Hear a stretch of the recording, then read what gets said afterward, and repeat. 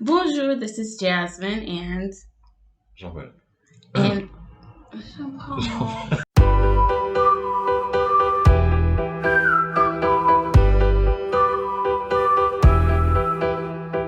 Bonjour, this is Jasmine. Thank you so much for stopping to smell the roses on Rue Madame. And again, we have, Jean-Paul. and this is another couple video that we're doing. And this time we're talking about the lessons we learned before we got married and after we got married. So it's kind of like what you probably should think about before you take that big jump.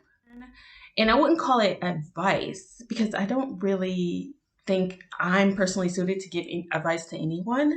But this is like what we've learned, kind of like a reflection on how we've gotten to this point after 4 years of marriage. We've been married 4 years. Yeah. Yes. So, do you want to start? What are the lessons you learned? So I made a list. I made a list of those.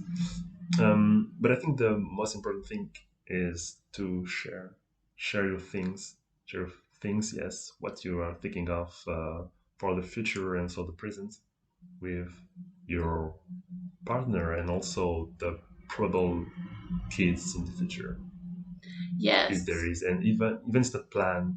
I think it's a good thing to talk about it. Yes. When you mean share, you mean like your car? Like you had a car, I didn't have a car. Like share like No, possessions or like share responsibilities?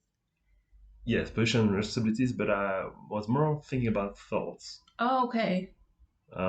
because um, to really to construct a couple, so you need also to know each other Yes. and to know where you can go, and if it's possible to go somewhere also. Yeah, it reminds me of what I had an aunt that's really wise, and she was telling me how she would suggest that you date for a long time actually before you consider marriage. And she didn't give a precise time as long time, but more than 4 or 5 years. And that is just to really get to know a person, because after so long of marriage, I've had several close relatives and friends say, after 15, 20 years of marriage, I ended up not knowing the person because they completely like flipped and changed and like became someone that was kind of like a stranger. So dating for a significant amount of time to really know and actually see the changes as they come, because every year, every 2 years, over a certain amount of time, a person changes. So you really need to get to know. And we dated for how long before? Not that long, maybe 2 years. Yeah, we dated for about 2 years before you proposed in Italy. Yeah. And then we waited for, I don't know, maybe 6 months to a year before we actually got married. Yes. So I don't know if that's long, but I guess It's not. everyone is different. Everyone is different. So long can be 2 or 3 years for one person and 6 to 7 years to another person. So I guess it's relative. And one thing that I actually really, that I was talking to you earlier about, I was talking about how dating is not necessarily focusing on the details, Yeah.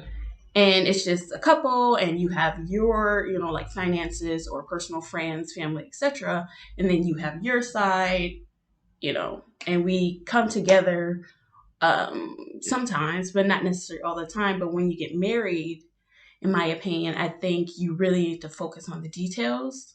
So, like you said, communication, sharing, but also like the business side of things, as far as finances, like talk about how much debt each person is in, how much sharing or responsibility for taking care of that debt, all of that, like getting joint accounts, bank accounts, and stuff like that. Those are the details that you really don't necessarily focus on when you're just dating. Yes. when you're just dating, it's just about the fun part. I It's the think three fun is the fun part. part. And when you start to live together, even without a marriage, so you need to think further. So it's not further in the future, but further in every day at least. Mm, As I said, um, everything about economics, bank account, etc., etc. So it's also how you want to spend every month in apartment or even a house. So it could be rent right. or Rent buy. or buying or things like that. And I had a good friend, Ed. He was talking to me about his mother and father, and they've been married for a long time. And he was saying how he looked at his parents and their marriage was loving and kind and generous and authentic, but it was also a business. And not necessarily financially, but for like legacy building. Like, how do our couple, our unity, will build the next generation and then their grandkids, as far as like putting down roots and being business minded. And I don't want to say that in like a superficial way, like we're not opening up a Walmart or anything. But imagine opening up your dream business. Like, I want to be like a cupcake connoisseur, and I'll open a small boutique, and it's like my heart, and it's a gem, and it's very precious to me. That type of business compared Yeah. to a financial, it's everything in one and not necessarily only about money. It's about building long lasting roots and stuff like Mm. that. So I think thinking about that and very, like you said, communication is probably the best, and being intentional, like, okay, in 5 years, we want this accomplished, we want that accomplished, and we want to be living in this place with this, etc. Yeah. So, what's next on your list? Uh, so after sharing the vision side, I would say to accept the changement of the personality. So before any change, being able to accept it, because when you met, you're in certain way. When you start to date, you're a certain way. When you start to live together, it's another way. And start and living together, we are, as you said, every 1 or 2 years, everybody is changing. But we need to consider that's normal. Especially when kids are involved. So, when kids are added to the pot, it's kind of like putting, I don't know, You're not a you live anymore. grenade in something Yeah. that's already like packaged and well known, and but in a good way most of the time. But as far as like intimacy and everything like that, it can change, and just being open to that change and not like Like, why did um you change, etc., etc. yeah, kind of like, yeah, not accepting the inevitable kind of. Yes. Yeah, it's inevitable. What's next on your list? Um. Oh yeah. So it's also related to kids because I think in a couple, it's normal to think about that. Even it's in the future, and even it's not, it will never happen. Because also somebody don't want kids, so you Yeah, discuss talking about it. about, yeah, talking It, about kids, what if you want kids. if you don't want And to. also, I think it's very, very important before having kids, before getting married, but mentioning your parenting style. Yes. And I think a lot of people don't really think about the parenting style, and that can be seen very visibly when you're looking at your spouse's family or upbringing or parents, and you can get like a glimpse of how they're going to be. So, like, I feel like I'm a carbon copy mother wise of my mom, as being very affectionate and tickles and being very hands on. But that might not be the case for someone else who's kind of like perhaps less affectionate, etc.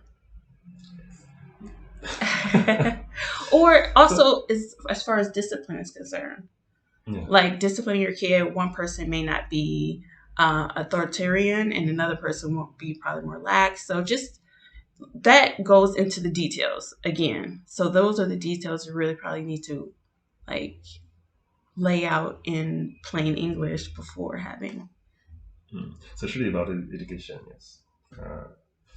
And after that, the education is the place of, so how many time you spend at work and also in your hobbies. Oh, yes. Because so work is something we all need to do. Right.